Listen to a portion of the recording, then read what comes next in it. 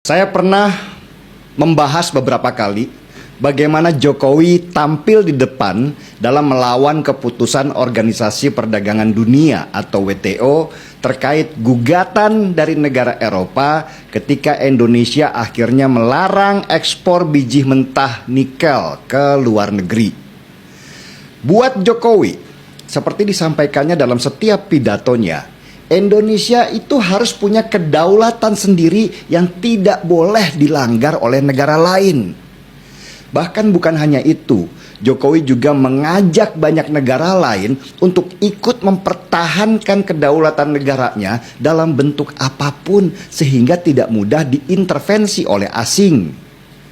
Jadi ketika dia digugat oleh Eropa terhadap kebijakan dalam negeri Indonesia untuk tidak ekspor biji mentahnya nikel, Jokowi langsung mengeluarkan perintah, kirimkan pengacara terbaik, bayar mahal kalau perlu.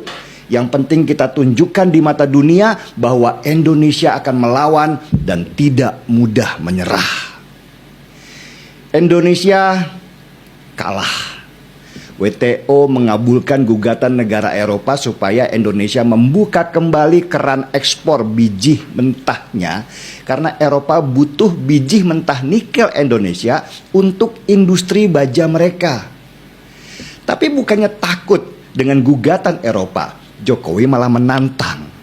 Nikel kita sendiri, mau kita apain nikel kita, itu terserah kita. Negara lain itu nggak perlu ikut campur. Tapi meski begitu, Jokowi tetap melawan dengan hukum. Ajukan banding, katanya. Kita melawan sampai titik darah penghabisan.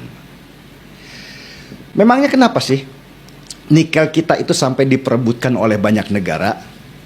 Saya coba ulangi lagi, bahwa biji mentah nikel kita selama ini diekspor dalam kondisi mentah-mentah ke luar negeri.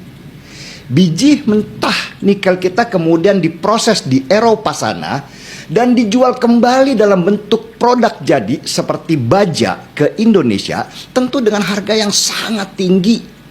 Indonesia itu cuma dapat hasil sekian persennya saja dari biji mentah nikel. Kecil banget karena kita tidak mampu memproses biji nikel mentah itu menjadi barang jadi. Akhirnya di masa Jokowi keluarlah peraturan baru bahwa nikel tidak boleh diekspor mentah-mentah. Harus diproses dulu sampai setengah jadi baru boleh diekspor ke luar negeri. Tapi itu baru fase pertama. Nanti ketika kita sudah paham teknologinya, maka nikel kita baru boleh dijual keluar kalau sudah berbentuk barang jadi.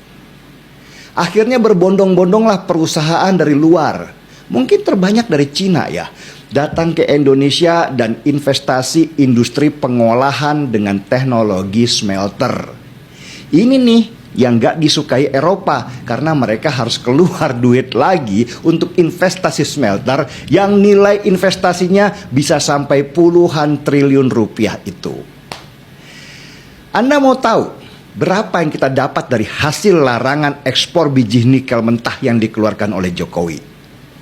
Sebagai catatan ya, di tahun 2014, ekspor biji nikel kita dalam bentuk mentah itu hanya mendapatkan pendapatan sebesar 17 triliun rupiah saja. Sesudah di tanggal 1 Januari tahun 2020, Jokowi melarang ekspor biji nikel mentah ke luar negeri. Ekspor nikel kita dalam bentuk barang setengah jadi itu melonjak tinggi sampai 20 kali lipatnya, yaitu 326 triliun rupiah di tahun 2021.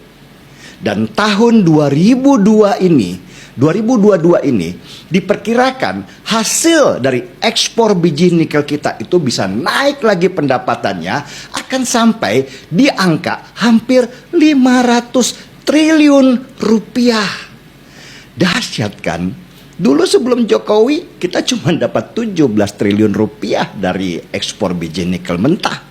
Sekarang malah kita akan dapat hampir 500 triliun rupiah. Itulah kenapa Jokowi bersikeras banget untuk melawan negara Eropa. Kalau Jokowi itu mau korupsi, sebenarnya dia bisa kaya raya.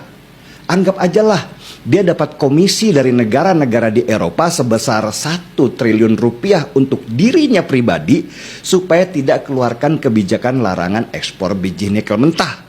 Wah, sudah enak nanti pensiunnya Pak Jokowi. Tapi itu sekali lagi bukan Jokowi.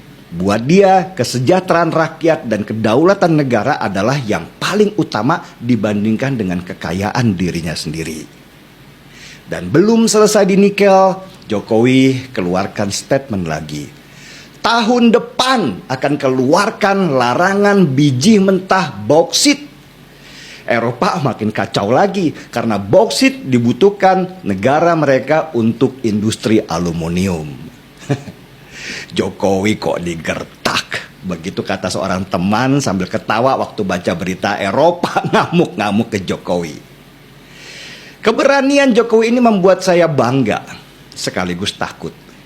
Pola dari negara-negara kapitalis ketika mereka tidak dapat apa yang mereka inginkan dari sebuah negara, mereka bisa acak-acak negara itu sampai kudeta. Dan ini sudah terjadi di banyak negara di Timur Tengah sampai Afrika. Banyak pemimpin dunia jatuh karena tidak mau tunduk pada keinginan Eropa. Meski begitu, Jokowi ini pintar. Dia bukan presiden Ukraina yang begitu bodohnya memihak salah satu negara sehingga akhirnya mereka seperti pelanduk yang mati di tengah-tengah ketika dua gajah besar bertarung. Jokowi membuka diri terhadap Cina yang sangat mau investasi smelter di Indonesia. Dengan adanya investasi Cina di sini, Cina pasti harus memastikan duitnya aman. Dan Eropa juga ngeri sama Cina. Karena kalau mereka nanti menyerang Indonesia atau mengacak-ngacak Indonesia, Cina lah yang akan maju untuk menjaga investasinya. Pintar memang Jokowi memainkan bidak-bidak caturnya. Jadi pengen seruput kopi jadinya.